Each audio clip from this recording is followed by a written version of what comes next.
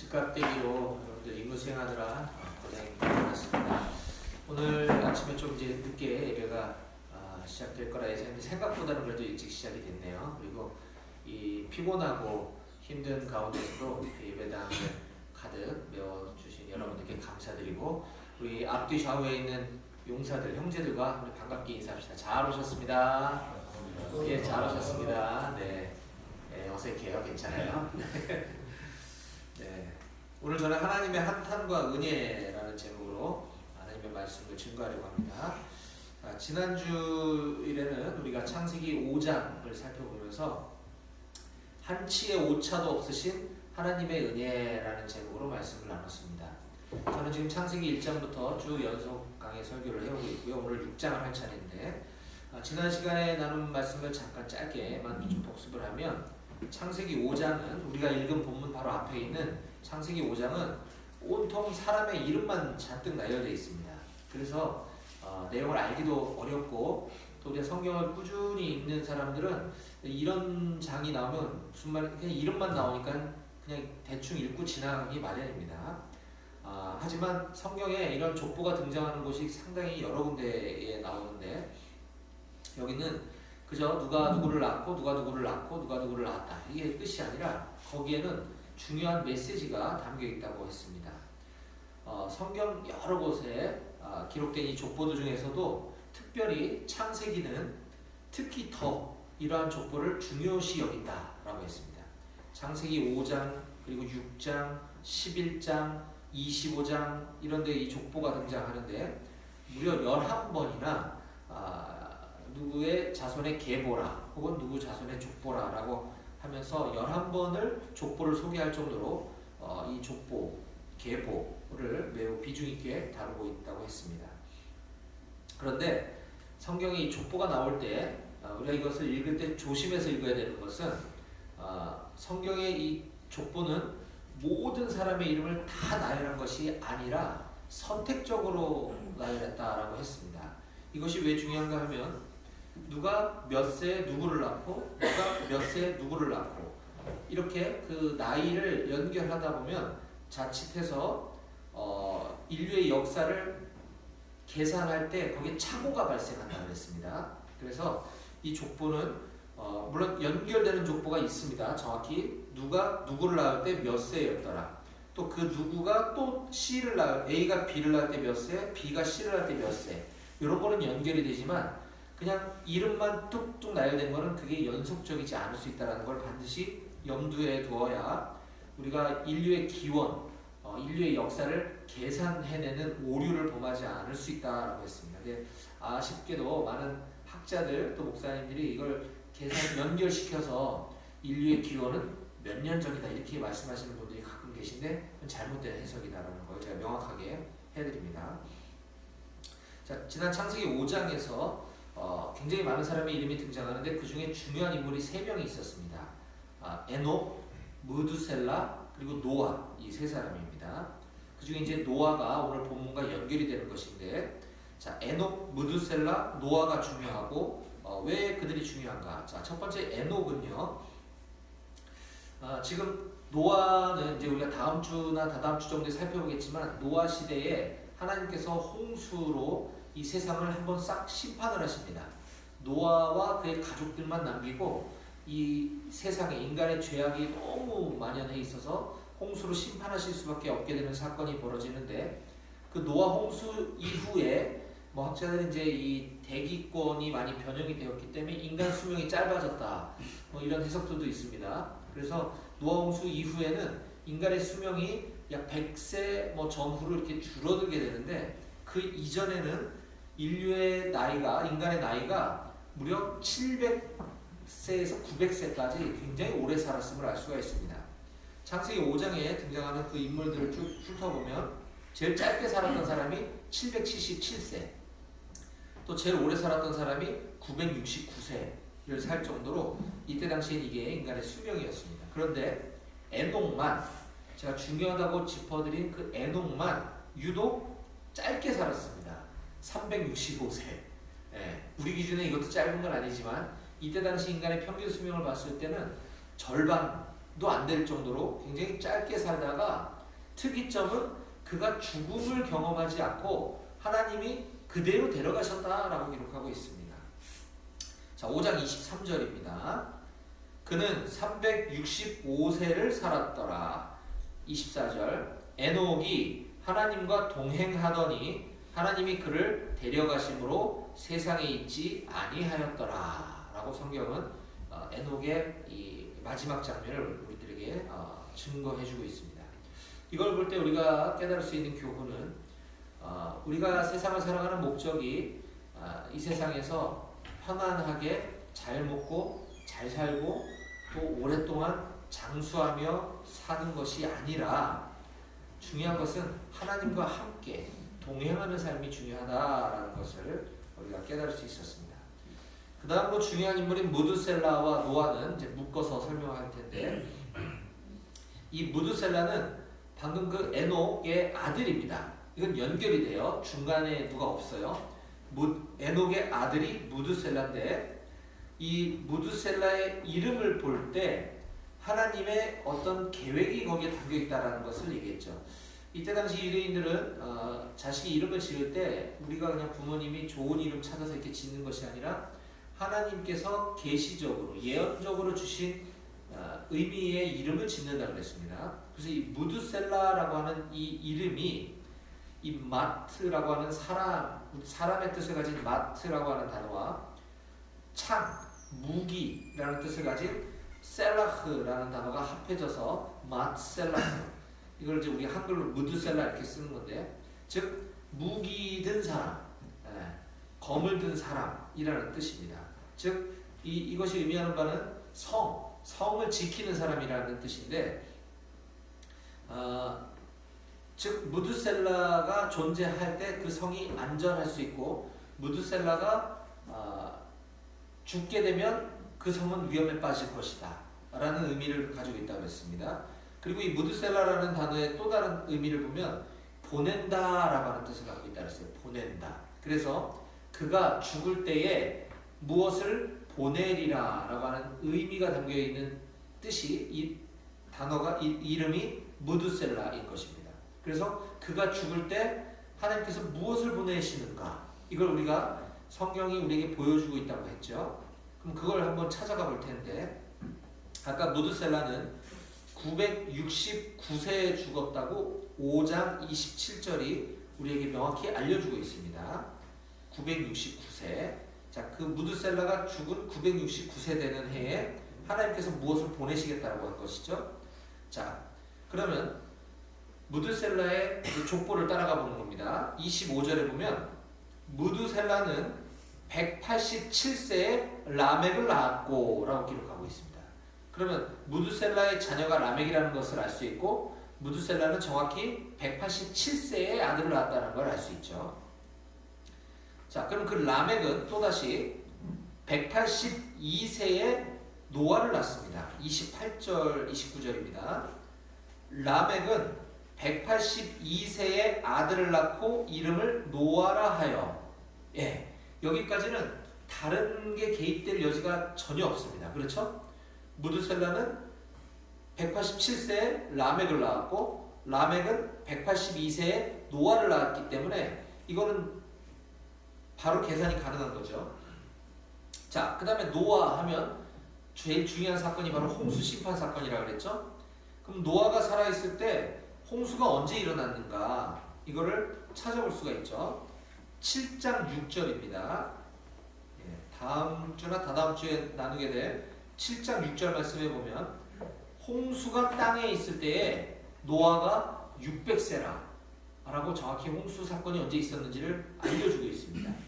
자, 그러면 무드셀라부터 계산해 보면 무드셀라는 187세에 라멕을 낳았고, 라멕은 182세에 노아를 낳았고, 그러면 그 둘을 더하고 노아가 600세 될 때 홍수 심판 사건이 있어서 이 세상이 싹 심판, 멸망, 사망, 임하게 되니까 이 187, 182, 600만 딱 더해보면 바로 969라고 하는 숫자가 나옵니다.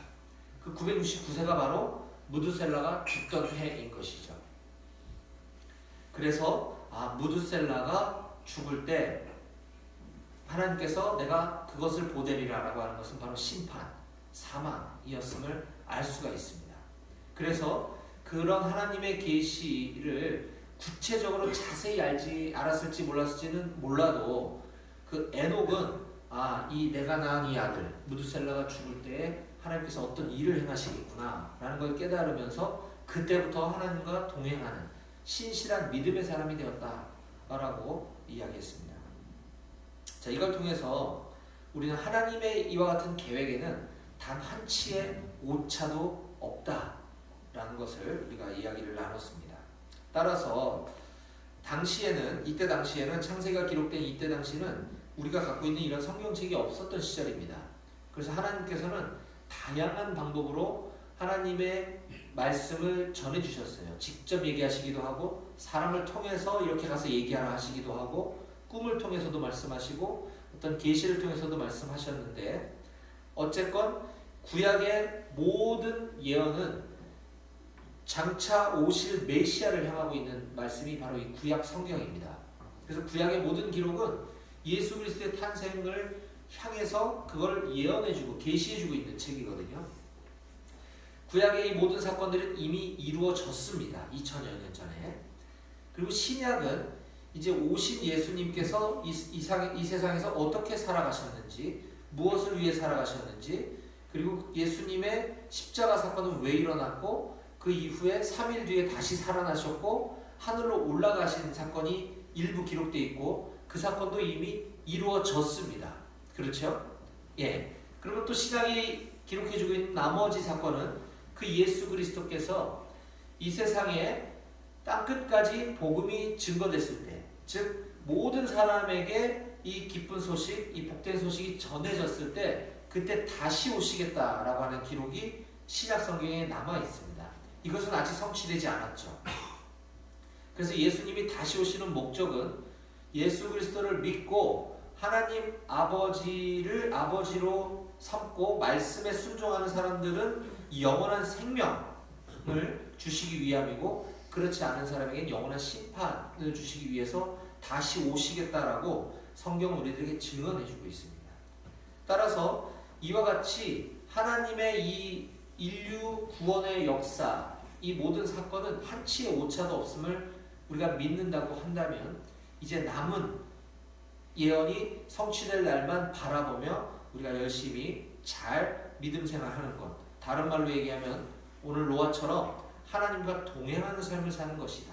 에녹처럼 하나님과 동행하는 삶을 사는 것이다 라고 우리가 지난 시간에 말씀을 나눴습니다. 자, 이제 오늘 이어지는 창세기 6장은 앞서 말씀드린 것처럼 하나님의 한탄과 은혜라고 하는 제목으로 말씀을 증거할 텐데요. 자, 오늘 이제 하나님의 한탄, 즉 이제 홍수 심판이 왜 일어나게 됐는지 그 배경으로 이제 향하고 있는 것입니다. 오늘 홍수 심판까지 가지는 않지만, 자, 오늘 6장은 이렇게 시작을 하고 있습니다. 1절과 2절입니다. 같이 읽어볼까요? 시작. 사람이 땅 위에 번성하기 시작할 때에 그들에게서 딸들이 나니 하나님의 아들들이 사람의 딸들의 아름다움을 보고 자기들이 좋아하는 모든 여자를 아내로 삼는지라. 네. 자, 사람이 땅 위에 번성하기 시작할 때에 그들에게서 딸들이 나니. 네. 이때 당시에는 뭐 딸만 잔뜩 낳았나 이런 것이 아니라 이것은 어떤 그 비유적인 표현입니다. 사람이 땅 위에서 번성하기 시작할 때, 이제 모든 것이 풍요롭고 부족함이 없고 먹고 살만하고 이렇게 이제 번성한 삶을 누리기 시작할 때에 그때 이제 사람들이 하나님으로부터 조금씩 멀어지고 있음을 보여주는 겁니다. 왜요? 2절에 보면 하나님의 아들들이 사람의 딸들의 아름다움을 보고 자기들이 좋아하는 모든 여자를 아내로 삼았다. 이렇게 기록하고 있습니다. 자기들이 좋아하는 모든 여자를 아내로 삼으면 되나요? 안 되죠. 그렇죠? 하나님의 아들들, 이것은 하나님을 믿는, 하나님을 잘 섬기는 저와 여러분들 같은 사람을 말하는 것이고, 사람의 딸들은 그렇지 않은 사람들 말하는 것입니다. 즉 믿음의 사람들이 믿음대로 살아야 하는데 그렇지 않은 사람들을 보면서 특히 여자의 아름다움을 보고 자기의 욕정대로 자기가 좋아하는 마음에 드는 모든 사람을 다 아내로 삼았다. 그만큼 얼마나 성적으로 부패하고 타락했는가, 무분별하게 음란함에 빠져 살았는가, 악을 쫓으며 살았는가를 보여주는 장면입니다. 3절에 보면 여호와께서 이르시되 나의 영이 영원히 사람과 함께 하지 아니하리니 이는 그들이 육신이 됨이라 라고 말씀하고 있습니다. 하나님께서 그 장면을 보고 너무 속이 상하신 거죠. 이제 내가 그들과 함께 하지 않겠다. 그들은 이제 세상 사람이 되어버렸기 때문이다 라고 하나님께서 굉장히 안타까워하시고 속상해하시는 장면입니다. 자, 4절 당시의 땅에는 네피림이 있었고 그 후에도 하나님의 아들들이 사람의 딸들에게로 들어와 자식을 낳았으니 그들은 용사라 고대에 명성이 있는 사람들이었더라. 네, 요 4절만 읽으면 잘 모릅니다. 성경을 볼 때 이 문맥을 잘 봐야 돼요. 앞뒤를 연결해서 봐야 되는데, 자, 앞에 이제 쭉 이제 믿는 사람들이 믿지 않는 사람들처럼 행동하고 살아가고 인간의 욕정에서 죄악 가운데 살아가는 걸 보고 하나님께서 속이 상하셨습니다. 자, 그런데 당시에 네피림이라고 하는 사람들이 있었다 이렇게 얘기를 합니다. 네피림, 좀 생소한 단어가 등장하죠. 근데 그들이 뭐냐 하면 용사 그리고 명성 있는 사람들이었다 이렇게 기록해주고 있습니다. 뭐 여러분들을 표현할 때도 용사라고 하지만 우리는 용맹스러운 군인이기 때문에 용사를 하는 것이고, 자, 이것도 이 세상 사람의 눈으로 볼 때는 그렇다라는 것입니다. 즉 네피림이 뭐냐면 사람들이 볼 때 정말 거인, 여기 거인이라고 주석에 지금 써 있는데 굉장히 키도 크고 늠름하고 용맹스럽고 늠름한 사람들. 그러니까 그냥 단순히 좋은 거 아닙니까 그건? 근데 그것만 쫓아서 살아가는 것이 문제다라는 거예요. 이 네피림이라고 하는 자식을 낳는 목적이, 자식을 키우는 목적이, 이 세상을 살아가는 모든 목적이 오로지 네피림처럼 되기 위한 데 있었다는 것입니다.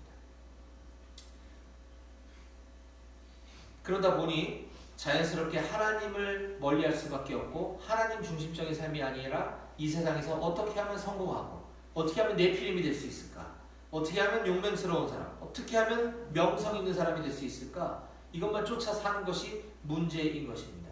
성경은 지속해서 우리가 인간의 죄를 말할 때 도덕적 규범, 윤리적인 잘못, 법을 위반하는 것만이 죄가 아니라 우리 인간을 창조하신 우리의 아버지 되신 하나님을 떠나 사는 것, 하나님을 바라보지 않고 사는 것, 다른 것에 더 관심이 많은 것을 죄라고 얘기를 합니다. 따라서 하나님 중심이 아니라 네피림처럼 되고 싶어하고 네피림을 부러워하며 살아가는 것이 바로 죄인인 것이고 그것이 죄라는 것이죠. 자, 5절에서 7절은 그러한 이 세상의 타락을 바라보며 하나님의 한탄과 근심을 기록하고 있습니다. 하나님께서는 이 땅 위에 사람을 지으신 것을 한탄하고 근심하시다라고 표현을 해주고 있습니다. 이것을 우리가 잘 해석하지 않으면 하나님에 대해서 크게 오해를 하게 될 수가 있는데요. 6절 말씀을 한번 봅니다. 땅 위에 사람 지으셨음을 한탄하사 마음에 근심하시고. 예, 하나님은 그럼 인간을 지은 게 여기 한탄하다라는 뜻이 다른 말로 후회하다라는 뜻도 가지고 있는데 하나님이 사람 만들어 놓고 후회하셨다는 거야. 하나님 나를 낳아놓고서 나 낳은 걸 후회하신다는 거야. 이건 좀 이상하지 않나요? 그쵸? 어떤 부모님이 자식을 낳고 자식이 낳은 걸 후회하시겠습니까? 그쵸? 이것은 하나님이 그런 하나님이라면 우리 하나님을 믿을 필요조차 없는 거예요. 이거는 우리가 하나님이 이때 당시 얼마나 속이 상하고 마음이 아팠는가를 이해하기 쉽게 표현한 것에 불과합니다. 이 근심하다라고 이 표현한 단어는 단순히 후회한다 이런 뜻이 아니라 너무너무 속상해서 괴로워 죽을 것 같은 모습, 단어가 이 아차브라고 하는 히브리어인데 이것이 우리말로 번역되면서 이제 근심하다, 한탄하다라는 뜻으로 번역이 된 것입니다. 민수기 23장 19절에 보면 하나님은 사람이 아니시니 거짓말을 하지 않으시고 인생이 아니시니 후회가 없으시도다. 어찌 그 말씀하신 바를 행하지 않으시며 하신 말씀을 실행치 않으시랴라는 말씀이 있습니다. 하나님은 우리 인생, 우리 인간이 아니시니 후회가 없으신 분이십니다. 이것을 우리가 반드시 기억하셔야 돼요. 하나님은 절대 우리에 대해서 후회하시는 분이, 한탄하시는 분이 아니십니다. 그런데 그런 아들된 우리가 하나님 뜻대로, 하나님의 자녀대로 살아가지 않는 모습을 보고 너무너무 안타까워하시는 모습, 이것이 바로 땅 위에 사람 지으셨음을 한탄하사 마음에 근심하셨다라고 표현됐다라고 하는 것을 우리가 정확히 이해하셨으면 좋겠습니다. 이걸 조금 어려운 말로 신학적 용어로 신인, 동형, 동성적 표현이라고 씁니다. 좀 어렵죠? 그러니까 인간이 하나님을 말과 글로 표현하기가 어려운 거예요. 그렇죠? 하나님은 완전하시고 전지전능하신 분인데 우리 인간이 하나님을 표현하는 게 너무 제한적이라는 거죠. 그러다 보니 우리 입장에서 하나님을 동형, 신인, 동형, 우리와 같은 형태, 동성, 우리와 같은 성질을 가지고 있는 사람 존재로 표현했기 때문에 이제 이런 제한적인 표현이 쓰여졌다라는 것입니다. 제가 좀 설명 어렵게 할 것 같지만 이해가 좀 되시나요? 네, 이해가 좀 되시나요? 예. 하나님은 그래서 우리의 죄를 보고 이것들을 만들길 내가 잘못했네 후회하시는 것이 아니라 그만큼 근심하시고 안타까워하시는 심정을 우리가 여기서 읽어야 한다라는 것을 꼭 기억하시기 바라겠습니다. 자, 그래서 이제 8절 이하를 보면 거기서 그치는 것이 아니라 반전이 일어납니다. 이것이 우리에게 큰 기쁨이고 은혜가 될 수 있는 것인데요. 8절 보시겠습니다. 그러나 노아는 여호와께 은혜를 입었더라. 아멘. 예. 이 죄악 가득한 세상 가운데서도 하나님은 이걸 싹 쓸어버려야지 하지 않으시고 그 가운데 하나님의 사람을 택하셔서 은혜를 입게 해주신다라고 하는 것입니다. 우리가 살아가고 있는 이 세상도 오만 죄악이 만연하고 있지 않나요? 그 가운데서 하나님은 이 세상을 심판하지 않으시고 당장 심판하지 않으시고 저와 여러분들을 남겨두셔서 은혜를 입게 해주시는 분이시라는 사실을 꼭 기억하시기 바랍니다. 아멘. 이 노아는 여호와께 은혜를 입었더라. 이건 우리가 두 가지를 기억해야 되는데 첫 번째는 은혜는 하나님께서 우리에게 일방적으로 주시는 거다라는 것입니다. 은혜를 입었다라고 표현하고 있죠. 예, 하나님은 노아를 택하셔서 노아에게 일방적으로 은혜를 주신 것입니다. 여기 있는 저와 여러분들이 이 자리에 앉아서 하나님을 예배하는 것도 내가 스스로 이곳에 나온 것 같지만 하나님께서 여러분들에게 은혜를 주셨기 때문에 이곳에서 하나님을 만나고 하나님을 예배하고 있는 줄 믿으시기 바랍니다. 아멘. 그리고 또 하나 중요한 것은 이 6장 8절을 영어 성경으로 읽어보면 이렇게 표현되어 있어요. 그러나 but Noah found favor in the eyes of the Lord. 자, 어렵지 않아요? 노아는 found favor, 은혜를 받았다, 입었다라는 것이죠. In the eyes of the Lord, 주님의 눈에서. 그러니까 노아는 하나님을 늘 바라보며 은혜를 사모하는 삶을 살았다라는 것입니다. 이게 영어 성경의 뉘앙스는 한글에 묘사되어 있지 않아요. 그렇죠? 이걸 번역을 하면 노아는 주님 여호와의 눈에서 늘 은혜를 구했다, 찾았다 라고 하는 것입니다. 같은 뜻입니다. 따라서 노아가 엉망진창으로 막 함부로 살고 하나님 관심 없이 살았는데 하나님이 노아에게 은혜를 주셨겠어요? 그건 아니라는 거죠. 노아가 하나님을 사모하고 늘 하나님과 동행하는 삶을 살았기 때문에 하나님 노아를 택해서 은혜를 베푸셨다라고 하는 사실을 우리가 꼭 기억해야만 합니다. 네피림이 만연하던 그 시대에 노아는 이 자녀가 없이 살았어요. 이 자녀를 굉장히 늦게 낳았거든요. 지난 시간에 보면 노아가 500세 된 후에 셈과 함과 야벳을 낳았더라 라고 5장 32절 맨 마지막 절에 기록해주고 있습니다. 사람들은 자녀를 낳아 잘 키우고 네피림으로 만들고 세상에 명성 있는 사람을 만들어낼 때에 노아는 무려 500세가 되도록 자녀가 한 명도 없었던 거예요. 그러나 그는 늘 여호와의 눈을 바라보고 하나님을 구하며 그 은혜를 사모하는 삶을 살았다라고 하는 사실을 우리가 꼭 기억하셔야 합니다. 그럴 때 하나님께서 노아를 택하셔서 일방적으로 은혜를 베풀어 주시는 것입니다.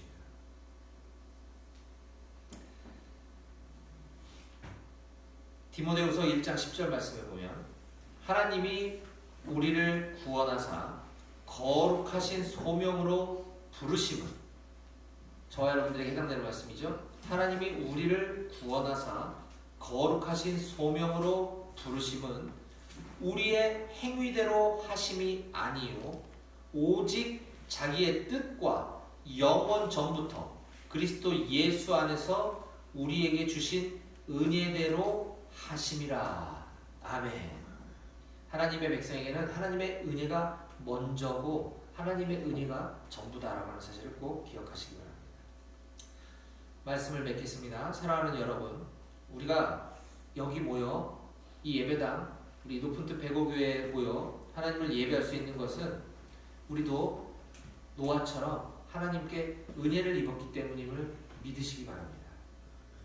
그렇다고 한다면 우리도 노아처럼 은혜 입은 자답게 하나님과 늘 동행하는 삶을 살아야 될 줄로 믿으시기 바랍니다. 저는 여기 있는 우리 모든 용사들이 늘 하나님의 은혜를 구하고 하나님의 은혜를 사모하는 삶을 사시길 축복합니다. 아울러 늘 말씀과 기도, 예배와 찬양을 통해 하나님과 동행하는 삶을 매일매일 살아가실 수 있기를 주님의 이름으로 간절히 축원드립니다. 아멘. 기도하시겠습니다.